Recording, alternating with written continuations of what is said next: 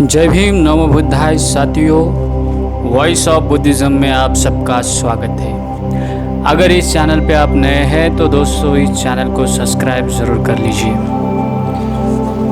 आज हम देखने वाले हैं प्राचीन भारत में बौद्ध धर्म का जो इतिहास है, लगभग उसे झूठे मानने की कोशिश की जा रही है। जैसे आपको पता रहेगा कि यहाँ तक लोग अभी कहने लगे हैं कि भगवान बुद्ध जो है वो एक काल्पनिक थे।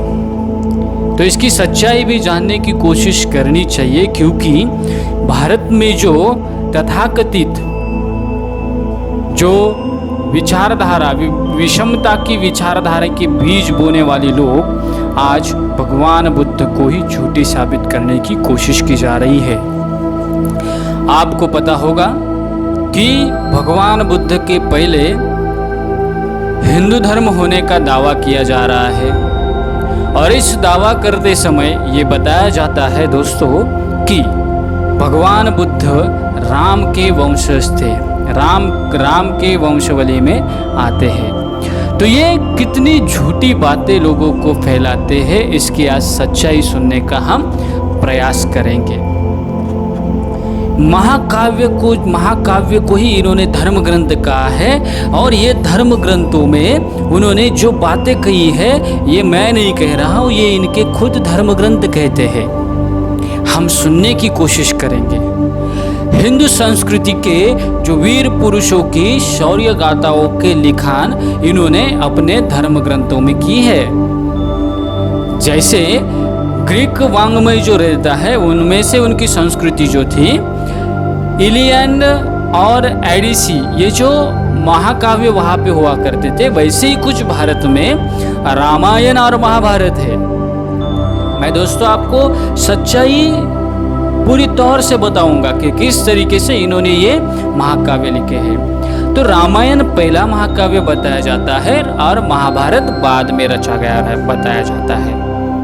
अभी इन लोगों के जो लेखक हुए होंगे, इनकी अकल यहाँ पे देखने को मिलती है। तो ध्यान से देखो, ये जो महाभारत रचे है, राम के जन्म, राम के जो पराक्रम का वर्णन रामायण में मिलता है, और कृष्ण और पांडवों की इतिहास की जानकारी हमें महाभारत में मिलती है। दोनों का जो वांग्मय का, जब हम वांग्मय के बारे में, उन दोनों के साहित्य की बात करें दोस्तों, तो हमें ये पता चलता है कि रामायण के निर्माता जो है, रामायण जो रचा है वो वाल्मीकि ने रचा है, और व्यास जो है इन्होंने महाभारत रचा है। तो ये कहा जाता है कि पहला रामायण है। तो रामायण अगर पहला है तो महाभारत में हुए कृष्ण ये कहते हैं कि इस पृथ्वी का निर्माता मैं हूँ, सब मैं हूँ और कोई नहीं है। ये कृष्ण जो कहते हैं दोस्तों, तो ये भी सच्चाई हमें पता होनी चाहिए। क्यों ना हम आज इस सच्चाई को लोगों के सामने रखते हैं कि इन लोगों ने अपने मतलब के लिए धर्म ग्रंथों का निर्माण किया है, और इसी धर्म ग्रंथों को सच्चाई के तौर पर मानने की कोशिश की जा रही है। तो ये बिल्कुल झूठी बातें हैं। तो ये हम कहने का प्रयास कर रहे हैं, और हम इसको सीधी तौर से लोगों को बताने की कोशिश करते हैं कि जिस पुराणों में बात की जाती है, जिस पुराणों की बात की जाती है वो 18 पुराने हैं। उस 18 पुराणों में ये कहा जाता है कि ये पुराण यानी कि पुराने बातों का कहा हुआ साहित्य। अब इनमें बहुत सारे सातवाहन राजाओं का उल्लेख आता है, सम्राट अशोक का उल्लेख आता है, मगध साम्राज्य का उल्लेख आता है। तो कौन कहेगा कि ये पुराने बुद्ध के पहले हो चुकी है? जिस रामायण की बात की जाती है दोस्तों, तो उस रामायण में खुद चार्वाक और बुद्ध को चोर कहा गया है, नास्तिक कहा गया है। तो अगर रामायण बुद्ध के पहले है, राम अगर बुद्ध के पहले हो गए हैं, तो ऐसा क्यों लिखा गया है कि रामायण में जो वाल्मीकि रामायण लिखी गई है उसमें बुद्ध को ये लोग चोर कहते हैं?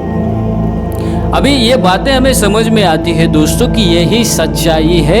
आप कितनी भी झूठ कहने की कोशिश करो, सच तो सच होता ही है। अभी हम इक्ष्वाकु जो वंश, राजवंश जिसे कहा गया है, वो कहते हैं कि प्रजापति यानी कि ब्रह्म का लड़का प्रजापति और प्रजापति का लड़का मनु कहा जाता है, और मनु का पुत्र इक्ष्वाकु नाम का था, उसके नाम से ही यहाँ पे ये राजवंश हुआ है, और उसी के वंशज राम हैं। तो बहुत ही महत्वपूर्ण बात है, ये लोगों को पता चलनी चाहिए कि किस तरीके से लोगों को मूर्ख बताया जाता है। हमें ये बातें जब हमारे सामने आती है तो ये पता चलता है दोस्तों कि ये सच्चाई आखिर है क्या। लगभग जब हम इनके सारे धर्म ग्रंथों को जानने की कोशिश करते हैं तो ये सभी धर्म ग्रंथ ईसा पूर्व के बिल्कुल नहीं है। ये सभी धर्म ग्रंथ ईसा 3री शताब्दी के बाद, जैसे हम 4वीं शताब्दी में एंटर करते हैं तो हमें बहुत सारे धर्म ग्रंथों का निर्माण किया गया मिलता है, और इनके धर्म ग्रंथों की जो भाषा हुई करती थी वो संस्कृत है, और संस्कृत भाषा का इससे पहला कोई भी एविडेंस प्राप्त नहीं होता है। जो भी ईसा पूर्व की 1ली शताब्दी में पाए जाते हैं वो प्राकृत मिश्र संस्कृत है। भाषा के आधार पर देखने जाएंगे तो ये सब सच्चाई हमें प्राप्त होती है। तो दोस्तों, लगभग इन लोगों ने जो झूठी बातें फैलाने की कोशिश की रही है वो हमें यहाँ पे नजर आती है। तो जिस राम और जिस कृष्ण की बातें यहाँ पे की जाती है, आज अयोध्या के बारे में ही मैं बात करने की कोशिश करता हूँ कि अयोध्या, ये कहते हैं कि राम की जन्मभूमि है, लेकिन ये सबूत कभी देते नहीं है कि राम जिस जगह पे जन्मा है वहाँ पे कुछ ना कुछ एविडेंस तो रहेगा। चलो ठीक है, राम मंदिर पा गए। हम ये कहने की कोशिश करते कि जो लोग रामायण का कालखंड 5000 साल पुराना बताते हैं, वो आज रामायण का जन्मस्थल जो है लगभग 2000 सालों के पुरावे के आधार पर मानने की कोशिश कर रहे हैं। जिन लोगों ने रामायण को इतना पुराना बताया तो ये कभी नहीं बताया कि राम जिस जगह पे पैदा हुए हैं उस कौन सा तो राजमहल हुआ रहेगा, या जंगल में राम का जन्म हुआ है, किसी तो राजमहल में हुआ रहेगा। राम तो राजा थे तो उनका राज दरबार तो रहेगा, उनकी राजधानी तो होगी। वो है कहाँ पे? लाखों साल पैदा हुए मानव का इतिहास प्राप्त होता है, उनके अवशेष प्राप्त होते हैं, तो इनके अवशेष क्यों प्राप्त नहीं होते हैं, इसके बारे में हमें पूछना चाहिए। मैं इसलिए नहीं कह रहा हूँ क्योंकि इन लोगों ने बुद्ध को झूठा साबित करने की कोशिश की है, और जितनी सारी शारीरिक धातु मिल रहे हैं ना वो सब बुद्ध के हैं। और मैं आपको बताऊं कि ये बुद्ध के शरीर के धातु कहाँ पर है तो आपकी नींद खुल जाएगी। कभी बुद्ध की रिलिक ढूंढने की कोशिश करो, रिलिक ऑफ बुद्धा, कभी गूगल पे भी सर्च करोगे तो भी आपको कहाँ पे बुद्धा के रिलिक्स है इसकी जानकारी मिल जाएगी। तो ये फैक्ट्स और डिटेल जो है वो थोड़े से ढूंढने की कोशिश करो, तभी आपको पता चलेगा।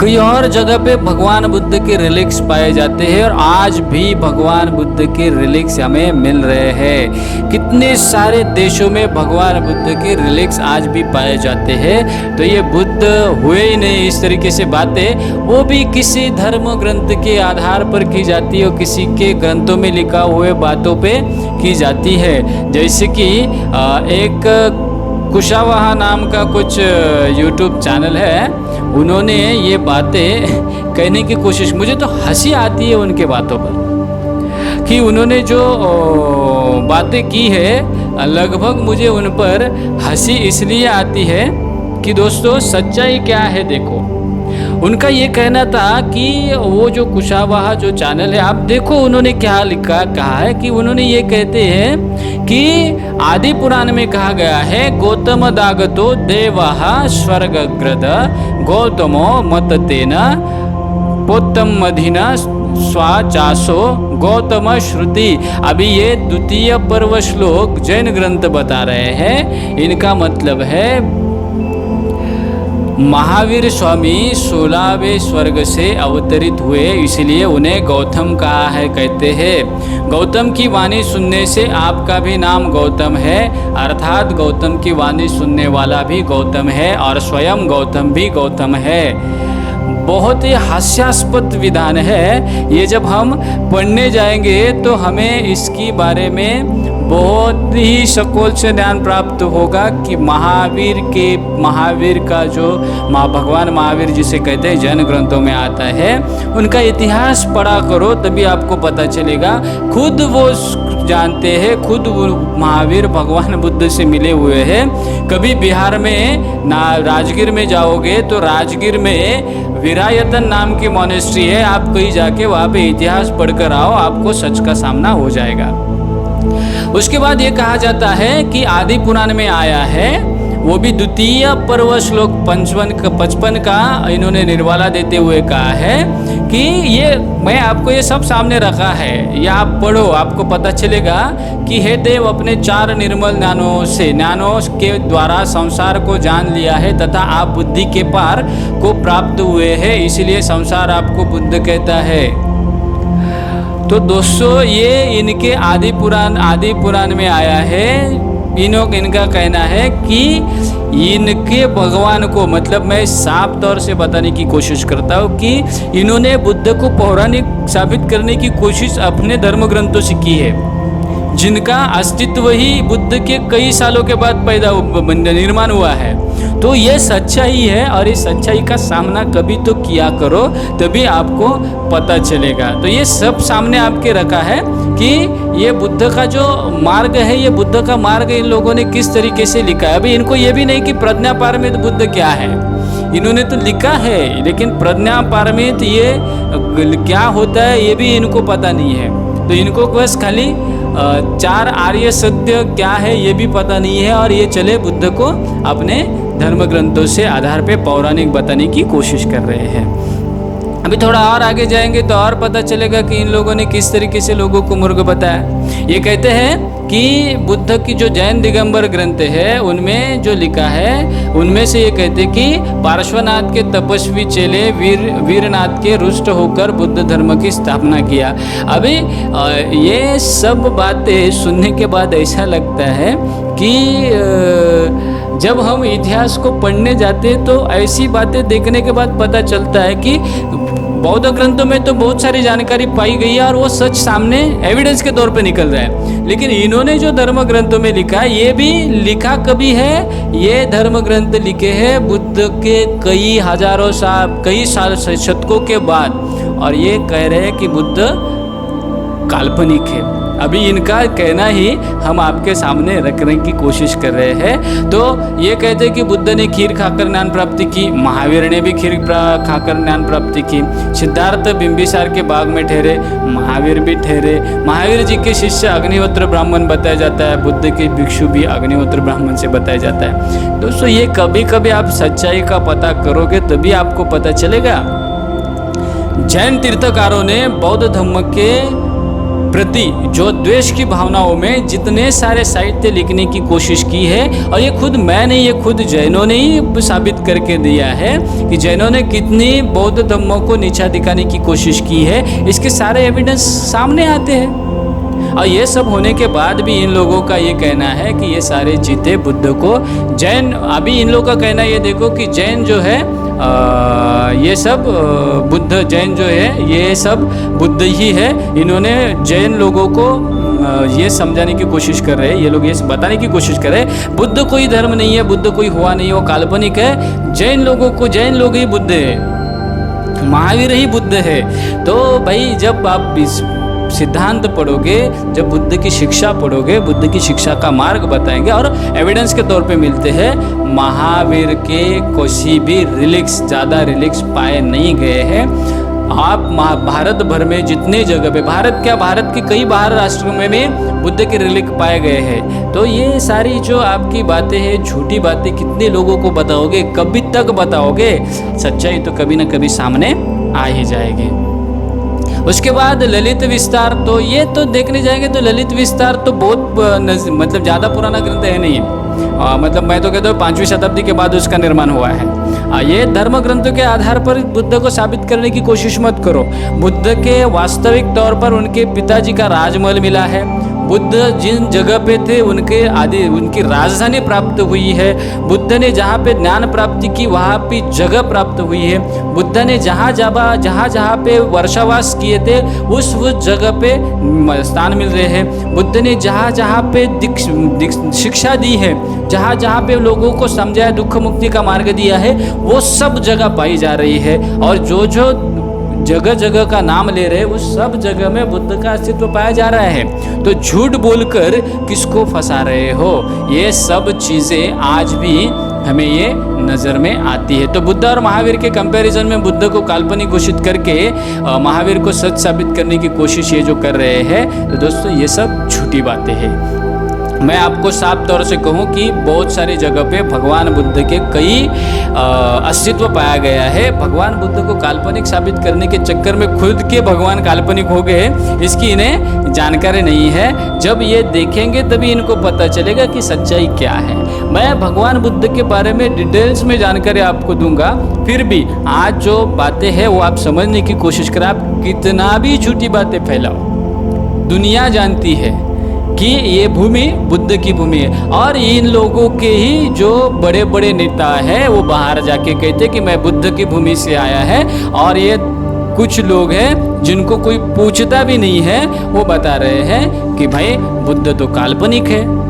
लेकिन कितने शिलालेखों में बुद्ध का नाम आया है, कितने शिलालेखों के साथ बुद्ध की शरीर धातु मिली है। अभी ये कहते हैं कि भाई ये शिलालेख तो झूठी कहानी है, शिलालेखों में क्या पढ़ना है, क्योंकि इन्हें ये पढ़ना नहीं आता है, इसके लिए इसे झूठे साबित करने की कोशिश करते हैं।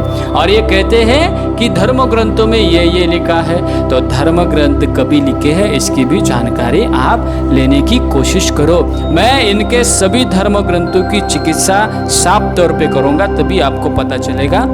हम सिर्फ ये कहते हैं कि अयोध्या में जो राम जन्मभूमि माना जा रहा है वहाँ पे बुद्ध अवशेष प्राप्त हो रहे हैं, भगवान बुद्ध के स्मारकों के अवशेष प्राप्त हो रहे हैं, तो उसका जतन किया जाए।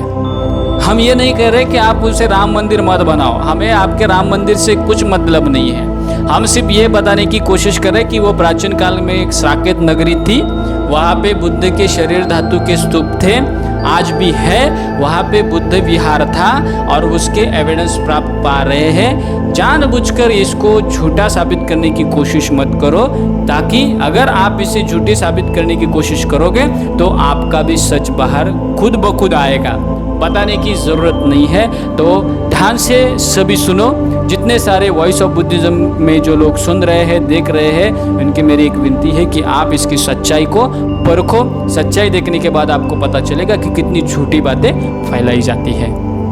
तो दोस्तों, आप ये सब वीडियो देखने के बाद आपको ये पता चला रहेगा कि भारत में बुद्ध की पहचान ही है। बाहर जाते हैं तो मैं बुद्ध की भूमि से आया हूँ, ये हमारे खुद पंत प्रधान मोदी कहते हैं, जो हिंदू राष्ट्र की आधार पर काम करने वाले लोगों में से एक है। वो बाहर जाकर लोगों को बताते हैं कि मैं बुद्ध की भूमि से आया हूँ।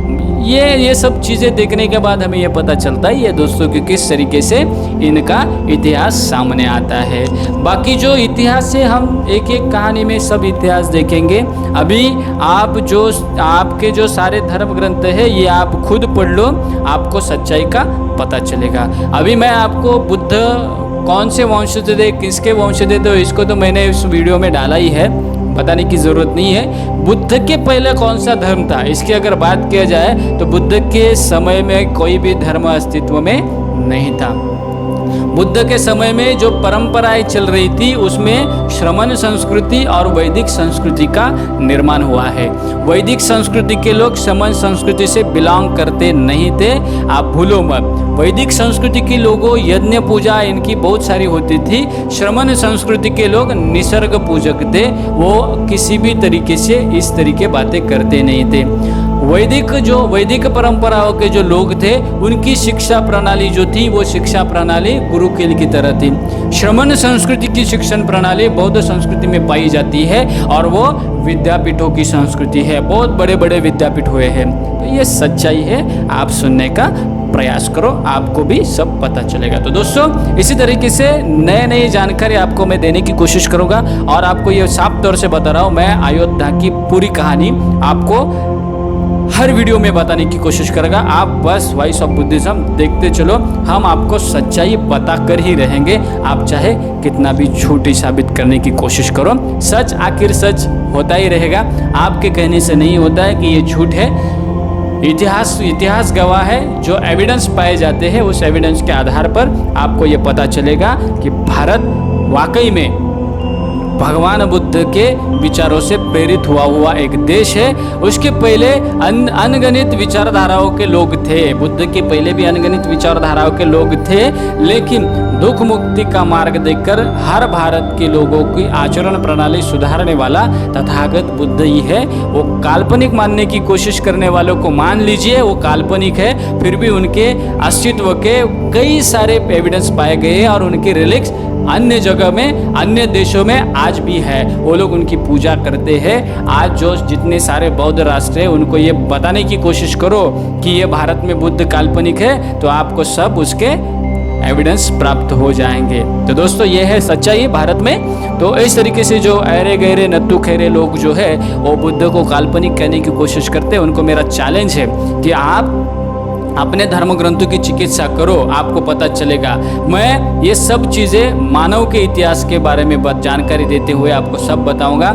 इंसान का इतिहास मैं आपको एविडेंस के तौर पर मानने की कोशिश करूंगा, तभी आपको ये सब चीज़ें पता चलेगी। तो बहुत सारे क्वेश्चन है, बहुत सारे प्रश्न हैं, इनके सवाल के जवाब भी हमें देने हैं और मैं अगले वीडियो में आपको देने की कोशिश ज़रूर करूँगा। आपको ये बताऊँगा कि बुद्ध के समय कौन सा इतिहास था, बुद्ध के पहले कौन सा इतिहास था और बुद्ध के बाद कौन सा इतिहास है। तो दोस्तों इसी तरीके से नए इंफॉर्मेशंस के लिए, नई जानकारी के लिए वॉइस ऑफ बुद्धिज्म को सब्सक्राइब करके लोगों तक शेयर कर लीजिए। अगर ये वीडियो आपको पसंद आया रहेगा तो दोस्तों इसको लाइक करो, शेयर करो और कमेंट बॉक्स में अपने अभिप्राय दे दो। हमें किसी और लोगों के प्रति नफरत फैलाने की कोशिश नहीं कर रहे, बस ये सच्चाई है। आप झूठी कहानी बताओगे तो हम सच बताने के लिए ज़रूर आएंगे। तो दोस्तों मिलते हैं अगले वीडियो में, तब तक आप सभी को जय भीम, नमो बुद्धाय।